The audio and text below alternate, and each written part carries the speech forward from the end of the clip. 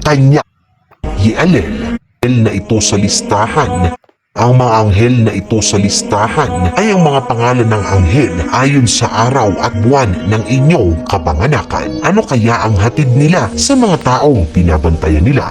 January 1 to 5 na Mamiya. Ang ibig sabihin nito ay kasaganaan, kaya naman swerte ang hatid niya sa mga taong ginagabayan niya. 6 to 10 Yialel. Bantay ito ng maayos na kaisipan, kaya naman mas malinaw ang pag-iisip ng mga taong kanyang binabantayan. 11 to 15 Harael. Tumutulong ito sa pagkakaroon ng mga supli. 16 to 20 Mitzrael. Tumutulong ang anghel na ito sa sakit sa pag-iisip. 21 to 25 Umabel. Tumutulong ang anghel na ito upang maayos na makasalamuha ang taong ginagabayan nito. 26 to 30 Iyahel. Ang anghel na ito ay nagbibigay ng katalinuhan at karunungan sa tao nito na binabantayan. January 31 hanggang February 4 Anuel. Ang anghel na ito ay tagaprotekta upang makaiwas ang binabantayan niya sa disgrasya. February 5 hanggang February 9 Mahiel.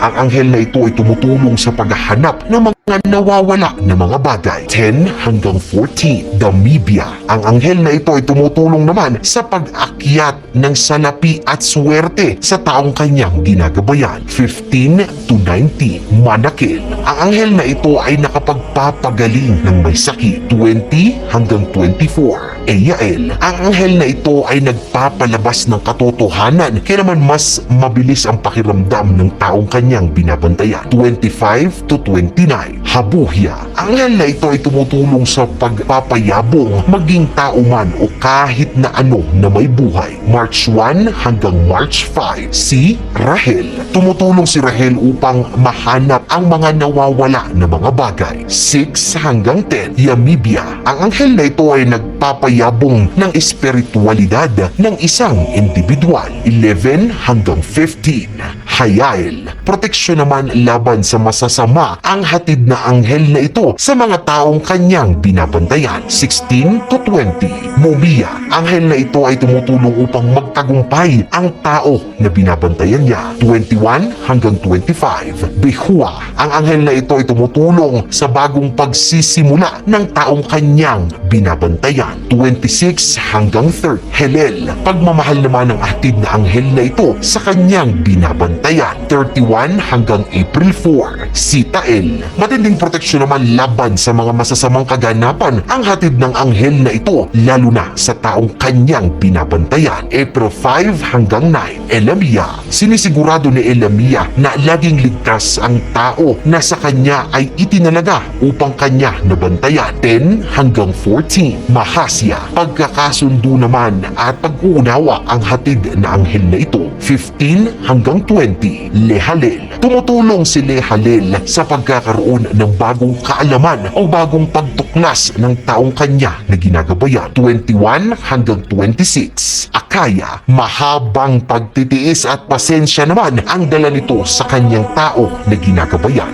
27 hanggang 30 Kahatil. Ang anghel na ito ay lumalaban sa kasamaan. June 1 hanggang June 5 Hariel. Ang anghel na ito ay tumutulong sa moralidad ng tao na kanyang ginagabayan. 6 hanggang 10 Hekamiya. Ang anghel na ito ay hatid ang pagiging tapat at tulong pinansyal sa kanyang tao na ginagabayan. 16 hanggang 21 Kaliel. Magandang payo naman ang dala ng anghel na ito para sa kanyang ginagabayan na tao. 22 hanggang 26 Leuvia. Dala ng anghel na si Leuvia ay ang kakayahan upang matuto pa ang taong kanya na binabantayan. 27 hanggang ika-1 ng July Pahalia. Espiritualidad naman po ang dala ni Pahalia sa taong anghel na binabantayan niya. Ikalawa ng July hanggang ika-6 Milchael. Ang paglaban sa kasamaan ang dala ng anghel na ito sa taong kanyang ginagabayan. Ikapito hanggang ikalabing-isa Yael. Swerte at kayamanan ang hatid na anghel na si Yael sa kanyang binabantayan. 12 hanggang 16 Malahel.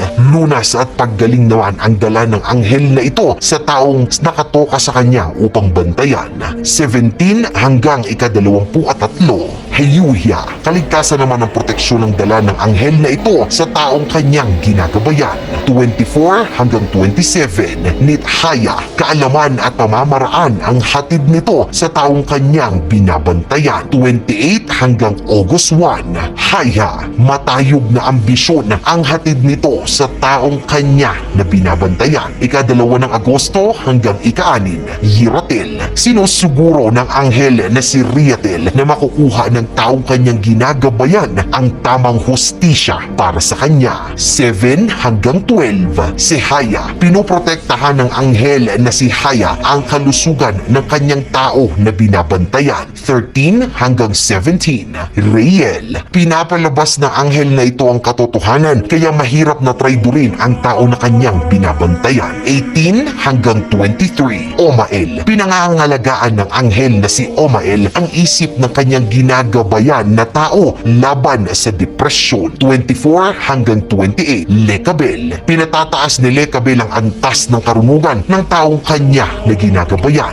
29 hanggang ikalawa ng Setyembre, Vasaria, awa at pangunawa ang dala ni Vasaria sa mga tao na nakatalaga niya na bantayan. Ikatlo ng September hanggang ikapito, Yehuya, isinisiguro ng anghel na ito na kilalang kilala ng tao na ginagabayan niya ang sarili niya upang magkaroon ito ng mataas na tiwala sa sarili. Ikawalo hanggang ikalabing-dalawa, Lehahya, ang pinakakalma ng anghel na si Lehahya, ang matinding galit at puot ng taong nakatalaga niya na bantayan. 13 hanggang 17, Shavakuya, pakikipagbati at pakikipagmabutihan ang hatid ng anghel na ito sa kanyang tao na nakatalaga na bantayan. 18 hanggang 23, Manabel, magandang trabaho at hanap buhay naman ang ibinibigay ng anghel na ito sa kanyang tao na binabantayan. 24 hanggang 28, Aniel, inaangat nito ang antas ng karunungan ng kanyang tao na ginagabayan.